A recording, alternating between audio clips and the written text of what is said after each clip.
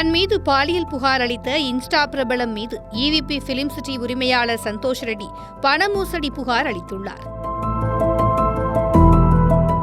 காஞ்சிபுரம் மாவட்டம் செம்பரம்பாக்கத்தில் உள்ள EVP film சிட்டியில் பிரபல நாடக தொடர்களுக்கான செட், திரைப்படங்களுக்கான செட், பிக் பாஸ் வீடு போன்றவை எடுக்கப்படுவது வழக்கம். இந்த பிலிம் சிட்டி உரிமையாளரான சந்தோஷ் ரெட்டி மீது அண்மையில் பெங்களூரு அருகே வயாலி காவல் நிலையத்தில் பெண் ஒருவர் பரபரப்பு புகார் அளித்திருந்தார். அதில் இன்ஸ்டா பிரபலமும் ஆடை வடிவமைப்பாளரான பார்வதி ஆகிய என்னை EVP பிலிம் சிட்டி உரிமையாளர் சந்தோஷ் ரெட்டி காதலிப்பதாக கூறி தொல்லை தந்ததாகவும், காதலிக்க மறுத்ததால் தன்னையும் தனது பிள்ளைகளையும் கொன்று விடுவதாக கொலை மிரட்டல் விடுத்ததாக அந்த புகாரில் தெரிவித்திருந்தார். இந்த புகாரை அடுத்து பெங்களூரு வயாலி காவல்துறையினர் சந்தோஷ் ரெட்டி மீது வழக்கு பதிவு செய்து விசாரணை நடத்தி வருகின்றனர். இந்த நிலையில் பார்வதி பெங்களூருவில் புகார் அளிப்பதற்கு முன்பே சந்தோஷ் ரெட்டி பார்வதி மீது சென்னை நசரத்பேட்டை காவல் நிலையத்திலும் ஆவடி காவல் ஆணையரக மத்திய குற்றப்பிரிவிலும் பண மோசடி புகார் அளித்திருப்பது தெரிய வந்துள்ளது. அந்த புகாரில் நிகழ்ச்சி ஒன்றில் அறிமுகமான பார்வதி தன்னை இன்ஸ்டா பிரபலம் என்றும் ஆடை வடிவமைப்பாளர் என்றும்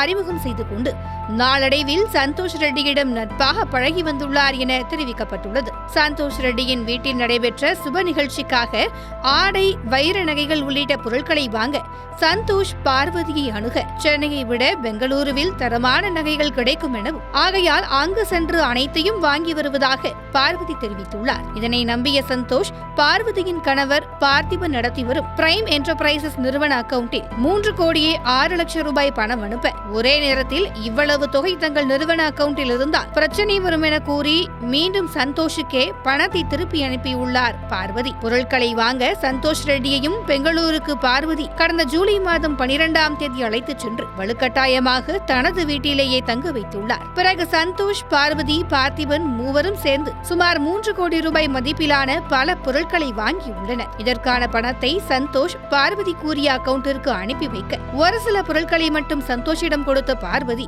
மீதமுள்ளவற்றை பார்சலில் சென்னைக்கு அனுப்பி வைப்பதாக தெரிவித்துள்ளார். சந்தோஷ் சென்னைக்கு திரும்பி 20 நாட்களாகியும் பொருட்கள் வராததால் பார்வதியை செல்போனில் தொடர்பு கொண்டு கேட்டபோது அலட்சியமாக பதிலளித்துள்ளார். தான் ஏமாற்றப்பட்டதை உணர்ந்த சந்தோஷ் கடந்த செப்டம்பர் மாதம் 17ஆம் தேதி நசரத் காவல் நிலையத்திலும் ஆவடி காவல் ஆணையரக மத்திய குற்றப்பிரிவிலும் புகார் அளித்துள்ளார். இதன் அடிப்படையில் பார்வதி, பார்த்திபன் மற்றும் நிதிஷ் ஆகிய 3 பேர் மீது போலீசார் வழக்கு பதிவு செய்து விசாரணை மேற்கொண்டு வருகின்றனர்.